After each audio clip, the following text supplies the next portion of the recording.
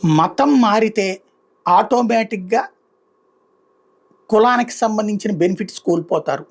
ఇది ఇక్కడ తేలినటువంటి అంశం. నిన్న హైకోర్టు ఇచ్చినటువంటి తీర్పు ఎస్సీ, ఎస్టీ అట్రాసిటీస్ యాక్ట్ వర్తించదు. ఒక క్రిస్టియన్ ఫాదరు పెట్టినటువంటి కేసులో ఎస్సీనే అని ఎంఆర్ఓ సర్టిఫికేట్ ఇచ్చాడు. మరి అసలు వాస్తవంగా ఎంఆర్ఓ మీదన కంప్లైంట్ చేయాలి, ఎంఆర్ఓ మీద కేసు పెట్టాలి. ఎందుకంటే ఆయన ఓ పక్కన పాస్టర్‌గా ఉంటే ఎస్సీ సర్టిఫికేట్ ఎట్లా ఇచ్చారు? అందరూ ఈ కేసు క్రీముని చూస్తున్నారు. కానీ దాని వెనకాల ఉన్నటువంటి అసలు వ్యవహారం అది. నిన్న ఆ పాస్టర్ తరపున వాదన వినిపించినటువంటి లాయర్ గారు, మా క్లయింటు ఎస్సీ అని చెప్పి ఎంఆర్ఓ సర్టిఫికేట్ ఇచ్చారు అన్నటువంటి విషయాన్ని కోర్టులో వాదించారు. ఎలా ఇచ్చారు అసలు ఎంఆర్ఓ? 10 సంవత్సరాల నుంచి పాస్టర్‌గా ఉన్నాడట ఆయన.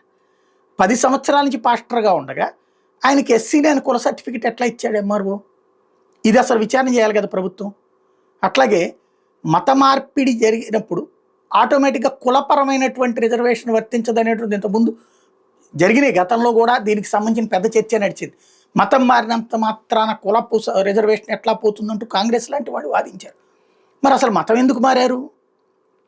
కులపరమైనటువంటి ఇక్కడ కులపరమైన వివక్షకు గురవుతున్నారు కాబట్టి మతం మారితే అక్కడ అభివృద్ధి చెందుతున్నారు అన్నటువంటి. కానీ కులపరమైన వివక్ష ఇవాళ రోజున ఉందా అంటే పక్కా పల్లెటూళ్ళలో ఉంది. కానీ మతం మారినందువల్ల అది ఏమన్నా పోయిందా? ఎక్కడైనా తేడా వచ్చిందా? గుళ్ళల్లో ఎక్కడన్నా కులం ఆధారంగా ఇవాళ దర్శనానికి అనుమతిస్తున్నారా?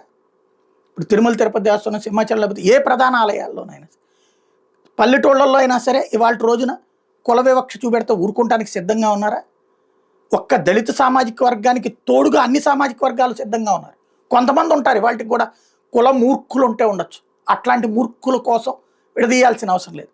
కానీ మత మార్పిడికి సంబంధించినటువంటి ప్రధానమైనటువంటి అంశం ఇక్కడ మతం మారినా కూడా కులం సర్టిఫికెట్ ఇట్లా ఇస్తున్నారు. అది ఇప్పుడు తేలాల్సిన అంశం.